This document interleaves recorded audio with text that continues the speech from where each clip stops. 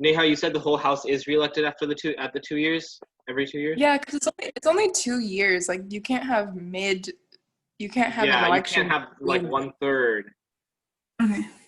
because the Senate is 6 years, so it's longer, so you can have like 1/3 at a time. But it's only 2 years Got for it. all of the House of Representatives. Okay. Can you just look it up just to confirm? Yeah.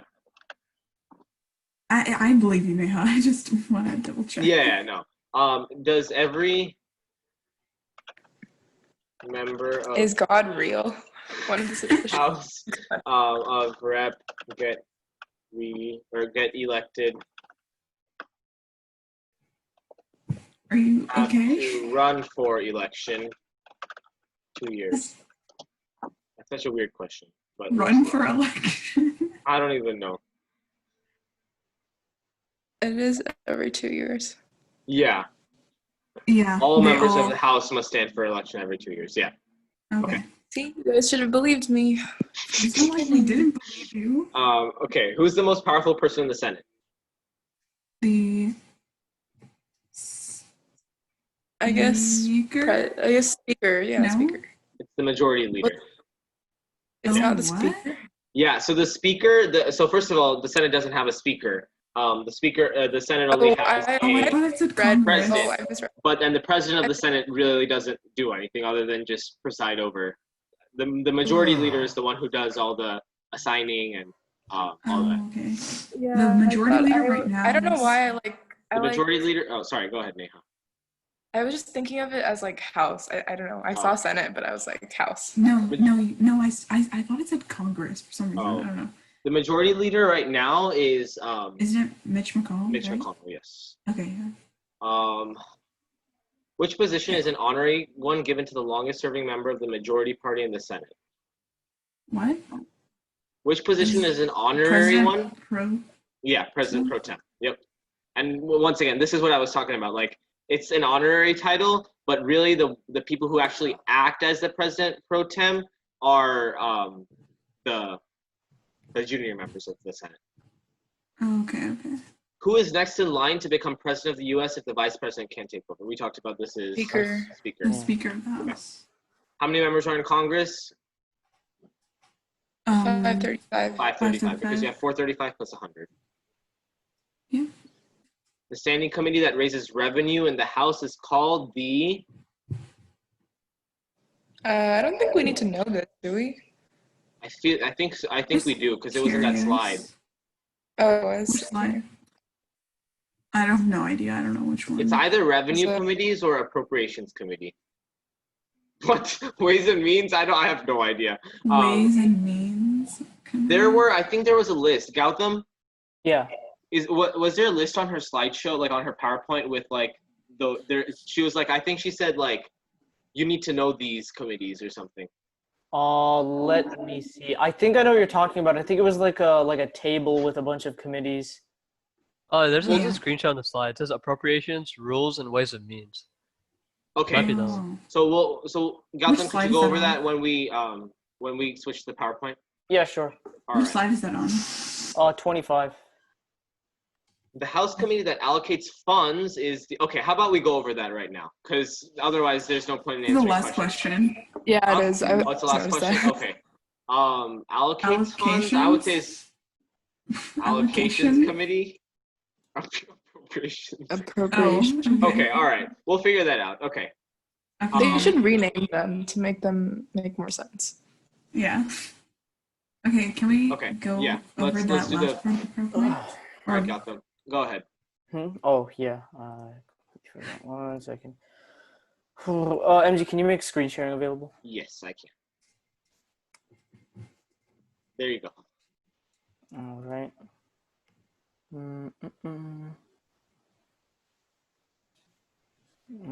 Okay. Can you see my screen? Yes. All right, cool. Should I start chapter 11 or end of chapter 3? I wanted to start with the end of chapter 3 because it's like shorter. Sure.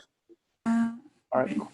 Can we do the committees first? Because that's like the part that we didn't go over. And Yeah. if we have to leave Yeah. them. Yeah, I'm probably going to have to leave in like 10 minutes. Yeah, me too. All right, cool. Let me just tap right here. Okay, so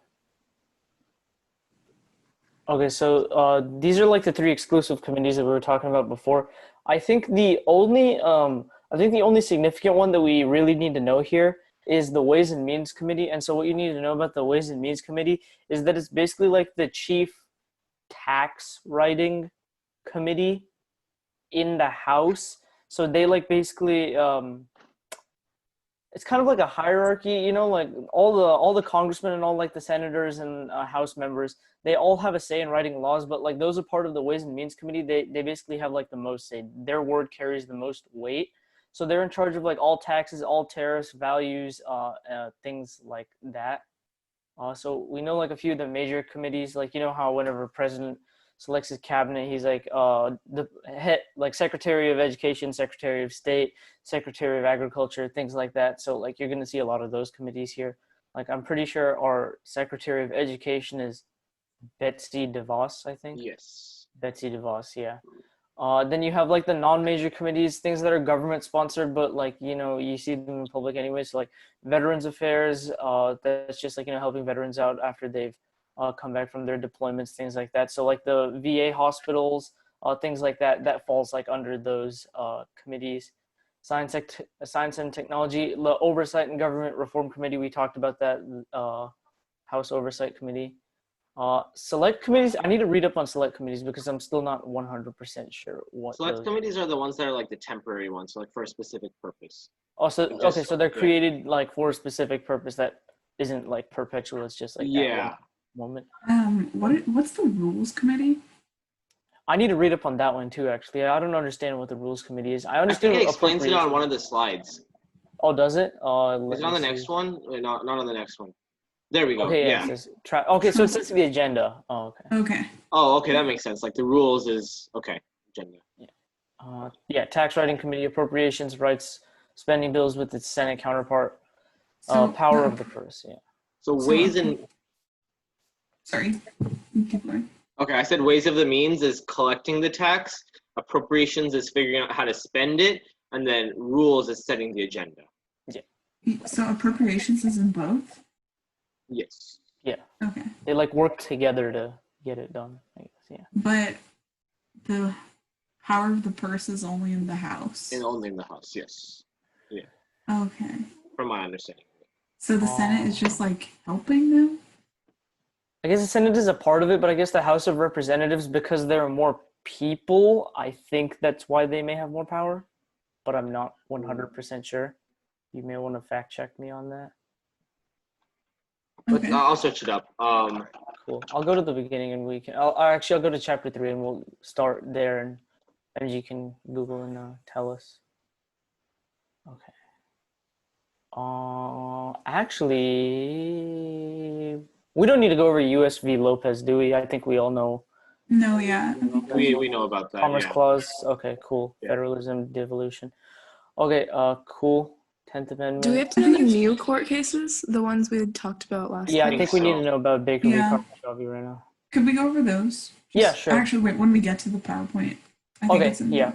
chapter 11 PowerPoint. Okay, so 10th Amendment, I think we all know what the 10th Amendment means. It's basically like, I believe it's enumerated powers. So like the federal government, they have their powers explicitly stated in the Constitution. And so any powers that aren't directly handed to the federal government are kind of like deferred to the state governments.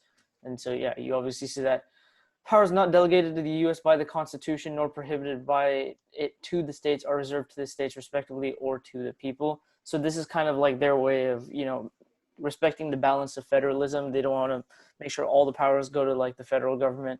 So, yeah. What did Heater say? What were the different types of powers again? There's enumerated, implied, and that those enumerated and implied are part of Congress, right? Yeah. I think And these are reserved delegated? powers, I think. There's reserved and implied power. Oh, this is reserved, I think, right? Yeah. Okay, got it. McCulloch v. Maryland. Okay, so yeah, this is pretty simple. This is just another court case that like Do we exemplifies. need to know this for the test? The I McCulloch think versus- I okay. think McCulloch v. Maryland and US v. Lopez won't be on the test, but I think we can go over them anyway just in case. maybe. It might be on the test. But yeah, McCulloch v. Maryland is just another court case that exemplifies like, state governments and like federal governments, they're like ongoing feud, federalism, one government encroaching on the other one's like rights and abilities, things like that. So here it's like the state of Maryland is trying to tax a national bank, which it can't do because hierarchy, the national bank it takes precedence, my God, over the state of Maryland. Gibbons v. Ogden, this was the interstate commerce one with like the steamships and all. This one also increased federal government power. Commerce Clause, yep, we went over that. Devolution. Was devolution on the last test, MG? Yeah, it was on the last test. Yeah. See, that's why I'm having doubts, because I don't know what exactly is going to be on this one, because I thought devolution would be on it, but then that was on the last test, so. Okay, U.S. v. Lopez, we already know about that. Okay, so I think this is pretty important. Initiative, referendum, and recall. So these are just like... Is that going to be on the test? She hasn't like said anything about it, so... She wasn't entirely clear on what exactly we have to know for the test. But I think like, she put it on Schoology, right? Did she? Yeah, she just said like she said the end of... Hold on one second. She said... Study for this will cover everything since the Unit 1 exam. Oh yeah. Stop after slide 23 on the Chapter 11 notes. Okay, so yeah, we do need to know about this stuff, I guess. Even though she didn't mention it like during class. Yeah. Okay, yeah, initiative is pretty obvious. It just lets voters place a vote directly on their state's ballot. So you need about 25 states, which is, I think, yeah, it's half. Referendum, procedure that enables voters to reject a measure adopted by their state legislature. And recall enables voters to remove an elected official from office via petition. Okay, I need to read up on these again because I think these are like different processes that they have, right? Yeah, This is I like think that these are, model of participatory democracy. Yeah, I remember reading about them in that first article. Yeah, I think that's actually, you can tie this into the 10th Amendment, because these are powers that like aren't given to the federal government, and so they're kind of deferred towards like the people, not even the state government, like the people have this power. Fiscal federalism, we've been over this, like, the states, they want federal benefits, but they're going to ignore like the regulations that have been imposed on it because they have states' rights. So yeah. Fiscal federalism, we went over this. It's still going to be tested, but yeah. So grants and aid, I mean, it's pretty obvious. It's just financial assistance from the federal government to the state governments. So two types. There's categorical, which is a specific purpose, comes with more regulations and restrictions on it.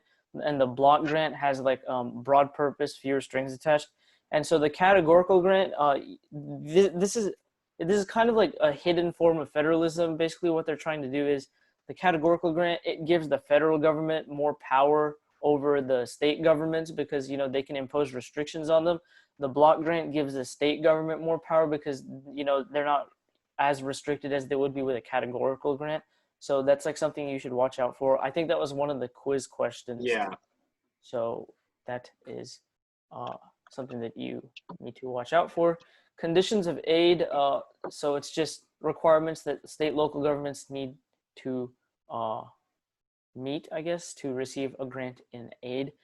You should not confuse conditions of aid with mandate, because I'm marginally sure that they are different. Requires blah, blah, blah, but the federal government does not provide. Oh, okay. Yeah, I think this was also one of the quiz questions. Yep, it was. And must be followed whether or not states receive grants and aid. Most concern civil rights and environmental protection. Yeah, that part I think was the question or the answer. I'm posting 2 quotes from the Constitution. Mm-hmm. They explain why why the House has the power of the purse. So the Article 1, Section 7, Clause 1. All bills for raising revenue shall originate in the House of Representatives, but the Senate may propose or concur with amendments on other bills. Okay, so I guess that's why the House of Representatives has more power in the purse, I guess, because it's just stated outright in the Constitution. Okay, we'll go over the court cases now because I know those are pretty important and we didn't have as much time to go over those. Okay, so we'll start with Shaw v. Reno. Okay, so Shaw v. Reno, it's like your Class A example of racial gerrymandering and like redistricting. So the argument here was North Carolina had 12 districts and they purposefully made the 12th district a majority black district and they made all the other ones majority oh wait, are people trying to get in actually? Okay, no, it's just chat. Okay, Alina had to go. All right, anyway. So 12 districts, 11 of them were majority or not majority black. The last district was majority black. And so the argument here was that I think it was Shaw. That was the lady that, yeah, it was Shaw. So this Shaw lady, what she argued was that they shouldn't make a district for the sole purpose of it having a black majority because that's like unfair to the rest of the districts, I guess. It that like kind of encroaches on the laws of redistricting itself. I think her argument was also that like it didn't consider population as much as it considered ethnicity and like race when creating the district, right? And so yeah, that was her argument. And this is a double-sided blade because the same argument can be made inversely, where the fact that there's only one district that has a black majority is a problem in North Carolina, especially since North Carolina's black population at the time was a lot higher than they had expected it to be. It's a tricky situation because how do you like? So it is. Yeah, I completely agree. It's a double-edged sword. Yep. And this was actually a pretty tight vote too. I think it was 6-3 or like 5-4 or something. 5-4, I think. Oh, it was 5-4. I think so. Does it say on there? Yeah, it's 5-4. Where it doesn't. Oh, yeah. Okay, it says yes in a 5-4 decision. The Supreme Court agreed that the shape of the proposed district was so odd that there was no compelling explanation for its shape other than by separating voters by race. Okay, yeah, and so this actually ties into this. There's an image down here. I think it's like cracking and packing. Yeah. So this, I think, would be an example of packing, right? Yep, I think so. Because you're packing them into one district. Mm-hmm. Whereas if you wanted to reduce their influence, I guess you would have to like disperse the black vote among many districts, and then that would be cracking. Yeah, and so I mean, this is self-explanatory. I mean, if you can increase the number of votes for one party while decreasing the number of votes for that same district of like another party, then you essentially win. You don't necessarily need like you don't necessarily need like a straight up like 1, 2, 3, 4, 5 like clean cut 6-4 every single time. You can play a little dirty, like it's. I personally don't like looking at this stuff because it makes me mad. Yeah, because it's like there's no good solution sometimes. Yeah, whatever. It's so hard to like talk about and explain and all this. It's like so many ways to look at it. Okay, then we have Baker v. Carr. I'm going to be 100% honest. I don't know much about this one because we only went over it in class today. The main thing to remember is that this one, basically, the Supreme Court gave itself as we see, of course, the Supreme Court gives itself a lot of powers, and the Supreme Court here, it gave itself the right to oversee redistricting cases. Mm-hmm. So this one was the one, I think, where there was like urbanization, and as a result, the urban voters, and they hadn't like recounted their votes. Right. So yeah. That's why their votes counted less than the ones. The rural votes counted way more because of the lower population. They wanted to like make it equal, but they didn't realize that they should redistrict based on population and all. Can we come up with a mnemonic? A mnemonic for? Because I always forget which one's which. Baker versus Carr and Baker v. Shaw. Carr Baker v. Carr voters are too far. I don't. That's the only thing I can think for that one. Maybe something with alliteration. No, that'll get me confused because I would think the black vote, and I would think Baker, but that's not true. I just remember them by the dates. Like I just like look at 1962 and 1992. I think were the two dates, and I just like look at it that way. I look at it by state sometimes too because it's Tennessee and North Carolina. Even Miss Haven was confused, but she kept on like mixing them up.